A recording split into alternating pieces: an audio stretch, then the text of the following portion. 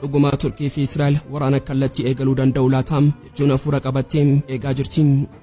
Meemorkii fi dinummaa biyyoota lameenii kanaa ija xiinxalaam ji'oopolitikaam seenaa fi xiinsammuutiin haa ilaalluun. Bara darbe keessaa yeroo waraana Gazaarraa eegaleem hariiroon Ankaraa fi Tel Aviv guutummaatti zoonii dho'insaa seenee ture. Pireezidaantiin Turkii Rajab Tayyip Erdogan Binyamin Netanyahuun Hitlerii yeroo ammaatti jechuun ifatti yeroo arrabsu. Netanyahuun ammoo deebisee Erdogan diktaatara lammiilee Kurdii ajjeesuu fi Iraaniif deeggarsa kennuudha jechuun yakkeem. Daldalli biyyoota lamaanii inni doolaara biiliyoonaan lakkaa'amu guutummaatti dhaabbatee jira. Kun arrabsoo siyaasaa idilee osoo hin taane waraana qabbanaawaa kan dachee fi galaana irratti hundeeffamedha. Mee hayyoonni waraana maal jedhu? Akkuma gaazexaan BBC Turkishii fi hayyoonni Turkii kan akka Dr. Tugiseem Ersoy ibsanitti balaan waraana kallattii Turkii fi Israa'el gidduutti ka'u yeroo kamiyyuu caalaa hammaatee jira. Sababiin isaa biyyoonni lameen iyyuu naannoo abbaa giddugaleessaa kana keessatti humna ofii fi madaallii ofii babal'isuuf xifachaa jiru. Bakkeewwan isaaniitti walitti bu'an baay'eedha. Qofaan Siiriyaa. Israa'el Siiriyaa keessatti buufataalee Iraanii fi Hizbullah yeroo rukuttu, Turkiin ammoo kaaba Siiriyaa keessatti waraana Kurdootaa yookaan YPG dhabamsiisuuf humna lafoo seensistee jirti. Lamaan isaaniiyyuu samii fi dachee Siiriyaa keessatti walitti hidhatanii socho'uun dogoggorri xiqqoon loltoota isaanii wal rukuchiisuu danda'a. Lammaffaan Qobroosii fi baha Meeditiraaniyaanidha. Israa'el Qobroos yookaan Giriik waliin ta'uun gaazii uumamaa galaana jalatti barbaadaa jirti. Turkiin ammoo kun mirga uummata Qobroositti jechuun dooniiwwan waraanaa ishee naannoo sanatti bobbaasee jirti. Galaana kanarratti morkiin dooniiwwan waraanaa yeroo kamiyyuu dha'uu danda'a. Sadaffaan gargaarsa namoomaa fi fincila galaanaati. Akkuma dippiloomatiin Israa'el duraanii Aloon Pinkas ibsetti seenaariyoon hunda caalaa sodaachisaan asitti dhufa. Mee yaadaa jedham dippiloomaasiin Israa'el duraanii kun dooniiwwan waraanaa Turkii doonii daldalaa yookaan gargaarsa namoomaa baatee gara Gazaa fi Libaanoositti deemaa jiraniif waardiyyaa yoo ta'anii fi humnoonni galaanaa Israa'el ammoo isaan dhaabuuf yoo yaalan maaltu uumama? Dhukaasni xiqqoon tokko gara waraana guutuutti ce'uu danda'a. Seenaa doonii Maavii Marmaraa bara 2010 sanaa yaadachuun gaadha. Garuu wanti hunda caalaa sodaachisaan madaallii fi ijaarsa yaada ammaa Tel Aviv keessatti ijaaramaa jirudha. Hooggantoonni Israa'el dhiyeenya kana Turkiin Iraan ishee haaraa yookaan Zaniu Iraan jechuu eegalanii jiru. Naftaalii Bennett muummicha ministeeraa duraanii fi kaadhimamaa yeroo ammaa Turkii akka diina guddichaatti labsee jira. Maaliif Israa'el maqaa kana baaftee fi Dr. Ersoy akka jettutti hayyoonni Israa'el ifadhaan Turkii biyyoota dhiyaa fi kakuu neetoo irraa fageessuudhaan akka biyya shororkeessituutti addunyaatti fakkii ishee bocuuf. Haa ta'u malee dhugaan lafa jiru Israa'elitti ni ulfaata. Turkiin Iraan miti.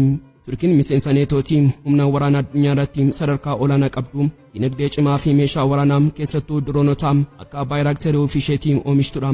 Ministeera dhimma alaa Turkii akkaan fedhaan dhimma kana yeroo ibsu Israa'el erga Iraan wajjin lola ishee dhaabdee booda diina malee jiraachuu waan hin dandeenyeef amma immoo nuun diina godhachuuf dhamaa jirti jedha. Mee seenaa duuba deebinee diinummaa kanaan hamadaallu. Bara 1990 keessa Turkii fi Israa'el michoota tarsiimaa turan. Waljijjiirraa meeshaa waraanaa fi basaasummaa waliin taasisaa turan. Garuu dhimma Falasxiiniif of tuulummaa Netanyahu madaallii kanaan guutummaatti diige. Amma Israa'el keessatti Netanyahuun yoo kufeeyyuu filannoon kololeessaa 2026 eegamuun namni bakka isaa buuf deemu Naftaalii Bennett yookaan Yair Lapid Netanyahu caalaa jabeessanii Turkii irratti duulaa jiru. Kana jechuun waldhabdeen kun dhimma nam-tokkee osoo hin taane kutaa seenaa dhiigaati. Haalli baha giddugaleessaa yeroo ammaa kana akka boombiin dhuka'uuf beellama qabatee jiruuti. Ameerikaa fi Iraan waraana keessaa osoo hin ba'in dambalii diinummaa Turkii fi Israa'el kun dachee fi galaana kana guutummaatti waraana madaallii hin qabne keessaa galchuu danda'a. Israa'el isheen diinota afur jechuunis Hamaas, Hizbullah, Iraanii fi Huusii waliin lolaa jirtu amma immoo Impaayera Usmaaniyyaa Isaaraa Turkiin fuula ishee duratti waammachaa jirti. Israa'el eessattiyyuu Iraan haaraa morkachuu dandeessi. Garuu yoo diinni ishee miseensa neetootii taphichi madaallii addunyaa ni garagalcha. Har'a addunyaan dhugaa dhooftuu tokko barattee jirti. Osoo waraanni kallattii Turkii fi Israa'el gidduutti dho'e Israa'el dhiibbaa diroonota Iraan irraa dhandhamtee dachaa 10 kan caalu obomboleettii teekinooloojii waraanaa isaa hafuura kutuu dhandhamuuf deemti. Mee waraana qilleensaa teekinooloojii diroonii of ajjeesuu fi madaallii humna biyyoota lamaanii Turkii fi Israa'el kana bal'inaan haa ilaallu.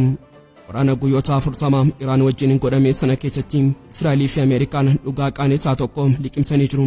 Dirooniin Iraan Shade 136 inni gatiin isaa baay'ee rakkasate sirnatti isaa Iron Dome FM David Sling kan doolaara biiliyoonaan ijaaramu burjaajessuun madaallii herregaa guutummaatti garagalchee jira. Turkiin isheen waggoota akkunnaan darban keessatti gooftaa waraanaa diroonii taatiin waraana Iraanii fi Ameerikaa kanaaf ija dammaqaan qo'achaa turte. Injineeronni warshaa Baayikar yookaan warra diroonii beekamaa Bayraktar TB2 oomishan dadhabinaaf jabina diroonota Iraan adda baasuun amma meeshaa Israa'eliin guutummaatti bara dukkanaatti deebisuun kalaqanii jiru. Turkiin Shahidirraa maal baratte maal fooyyessite? Shahid 136 diroonii cimaadha garuu hanqinaalee sadii qaba. Tokko sirna GPS irratti hirkata. Yoo Israa'el GPS jaamsite ni dogoggora. Lamaffaan tokkoon dhukaa yookaan qindoomina sammuu namtolchee AI swarming qabu. Sadaffaan qunnamtii saatalaayitii fi kaameraa yookaan elektiroo-optikaalii ammayyaawaa dhabuu isaatiin rukutee deebi'uu hin danda'u. Turkiin hanqina kana hunda guuttee diroonota dhaloota haaraa sadii keetuu Silver Snake fi Mizraaq jedhaman uumuun sirna waraanaa addunyaa bitaa galchitee jirti. Mee osoo Turkii fi Israa'el waraana eegalanii Puutiin diroonota kana akkamitti akka tallaabaaf daaraa godhan tarsiimoodhaan haa xiinxallu. Tarsiimoon Turkii haleellaa qindaa gulantaa sadii jedhama. Gulantaa tokkoffaa usaa galaanaa fi haguuggii Israa'el cabsu. Waraanni yeroo eegalu Turkiin diroonii Silver Snake hiikni isaa bookee busaa jedhamu 1000 lakkaaman gara Israa'elitti furguggisti. Silver Snake fageenya kiiloomeetira 1000 barrisuu danda'a. Boombii kiiloogiraama 20 baata. Wanti hunda caalaa nama naasisuu garuu gatii isaatiin tokkoon isaa doolaara 25 hanga 30 qofa baasa. Turkiin diroonii kana akka aarsaatti fayyadamti. Yeroo 1000 samii Israa'el seenan sirnitti isaa Iron Dome misaayila isaa isa doolaara miiliyoonaan lakkaa'amu dhukaasee fixuuf dirqama. Diroononni kun raadarii Israa'el haguuganii misaayila ittisaa dhoomsiisuun samii Israa'el qullaa dhaabu. Gulantaan lammaffaa eeboo yookaan Mizraaqii fi raadarii diinaa jaamsuudha. Akkuma Iron Dome misaayila isaa dhabeen diroonii lammaffaa Mizraaq jedhamu gadi lakkifama. Inni kun Shahid 136 Iraan wajjin wal fakkaata garuu caalaatti qara yookaan smaartiidha. Fageenya kiiloomeetira 1000 barrisaa boombii kiiloogiraama 40 baata. Hojiin isaa inni guddaan raadariiwwan Israa'el buufataalee misaayilaa warra rasaasa fixatanii fi wiirtuuwwan qunnamtii barbadeessuudha. Yeroo kana Israa'el guutummaatti ijaa fi gurra dhabdee dacheen ishee weerara qilleensaaf saaxilamti. Gulantaan sadaffaa goofticha yookaan keetuu fi barbadeessaa xumuraadha. Yeroo samiin Israa'el qullaafu mootiin diroonotaa inni haaraan keetuu dachee diinaa irratti muudama. Keetuun diroonii guddicha boombii kiiloogiraama 200 baachuu danda'u sa'aatii 13 qilleensa irra turuu fi kiiloomeetira 2000 qaxxaamuruudha. Wanti diroonii kanaam ajaa'iba godhu garuu boombii inni baatu qofa miti teekinooloojiin ija isaati. Keetuun GPS'n barbaadu yoo Israa'el sirna elektirooniksii yookaan GPS jaamingii guutummaatti cuftellee keetuun kaameraa ija isaa fayyadamee lafarraa ilaalaa bakka barbaade sana seera herregaatiin adda baasee rukuta. Dabalataan keetuun boombii sana gadi dhiisee yoo barbaade akkuma xiyyaaraatti gara buufata isaatti nagaan deebi'uu danda'a.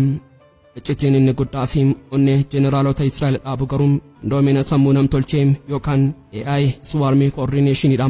Diroononni sadan kunniin kophaa hin balali'an isaan akka tuuta kanniisaatti wal qunnamu. Gooftaan isaanii inni samiirra jiru diroonii Bayraktar TB2dha.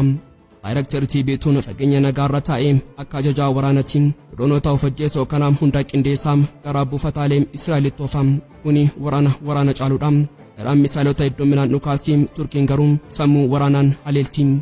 Yaala kana miidhaa Israa'el irra ga'uu danda'u hamadaallu. Waraana guyyoota 40 Iraan waliin godheen Israa'el misaayilota ittisaa ishee 80 fixattee dinagdeen ishee dhiigaa jira.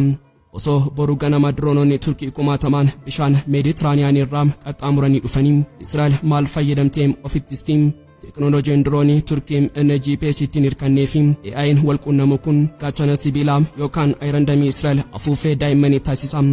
Biyyeen Israa'el Turkiidhaan Iraan ishee haaraa jechuun yeroo waamtu sodaa dhugaa ishee irraa maddeeti. Iraan diroonii baay'ee fi misaayila baalastikii jabaa fayyadamtee Israa'elin dhiphistee jirti. Turkiin garuu diroonii sammuu qabu isaa daangaa teekinooloojii lixaa guutummaatti cabsuu danda'u of harkaa qabdi. Israa'el sirna ittisaa doolaara biiliyoonaan ijaartee diroonii Turkii doolaara 25,000 bittinna of deemti. Addunyaan ammaan etaanoon of tuulummaadhaan waraana kana yoo bane Turkiin akkamitti xiyyaara malee samii Israa'el guutummaatti to'attee Empaayeraa Usmaaniyyaa teekinooloojii haaraan akkamitti dachee Qudus irratti akka deebiftu ija ajaa'ibsiifannaan hordofuuf hafuura qabattee eegaa jirti. Waraanni baha giddu galeessaa madaallii dhiyaa dhabamsiisuuf sadarkaa dhumaarraa waan ga'e fakkaata. Tibba kana magaalaa Istaanbul keessaa sagaleen onnee Tellaaviv dhaabuu fi madaallii ji'oopolitiksii addunyaa guutummaatti garagalchuu tokkotu dhaga'ame. Agarsiisa meeshaa waraanaa idil addunyaa Sahaa Expo 2026 irratti Turkiin gola iccitii saaqattee meeshaa addunyaan hin eegne baasee jirti. misaayila baalaastikii ardii qaxxaamuruun isaa Yildirim Kaan yookaan Yildirim Mahan jedhamu dirreetti baaftee jirti.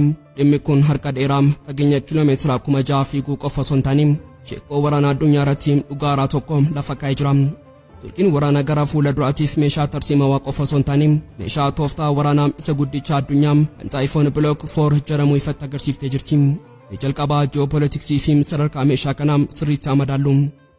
Addunyaa kanarratti yeroo waa'een misaayila baalaastikii tooftaa waraanaa dubbatamu wanti jalqabaa sammuutti dhufu meeshaa waraanaa Raashiyaa isa Iskandar M jedhamudha. Meeshaan Raashiyaa kun fageenya kiiloomeetira 500 fiiguudhaan addunyaa dhiyaa yookaan neetoo dhiphisaa ture. Har'a garuu kaampaaniin oomisha waraanaa Turkii Roketsan seenaa kana daraa godhee jira. Typhoon Block 4 fageenya kiiloomeetira 800 hanga 1,000 barrisuu danda'a. Kana jechuun Turkiin meeshaa gosa kanaan madaallii teekinooloojii waraanaa Raashiyaa dachaa lamaan caaltee guddachuu ishee fi addunyaa keessatti madda meeshaa waraanaa olaanaa of danda'e ta'uu ishee ifatti labsitee jirti. Maqaan teeknikaa meeshaa kanaa gara hiikaa tarsiimoo waraanaatti yeroo jijjiiramu wanti mul'atu baay'ee sodaachisaadha. Misaayilli kun dheerina meetira 10 fi ulfaatina kiiloogiraama 7,200 qaba. Garuu wanti meeshaa kanaa citii waraanaa taasisuu ulfaatina isaa osoo hin taane saffisa isaa fi haala inni itti socho'uudha.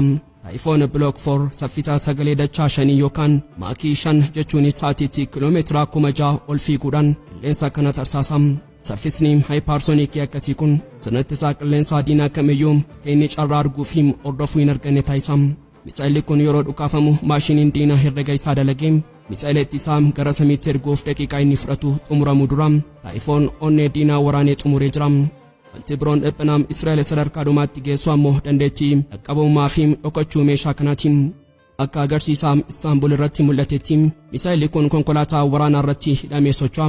Ji'oopolitiksii waraanaa keessatti tarsiimoon rukutanii balleessuu kan Israa'el waggootaaf ittiin of tuultu akka kuusaa misaayila diinaa dursaa rukutuun kan hojjetudha.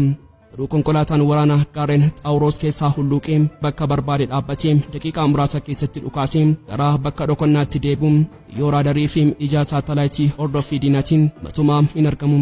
Kun dandeettii waraanaa dhukaasanii miliquu waan ta'eef Israa'el carraa dursaa rukuttee of baraaruu guutummaatti dhabdee jirti.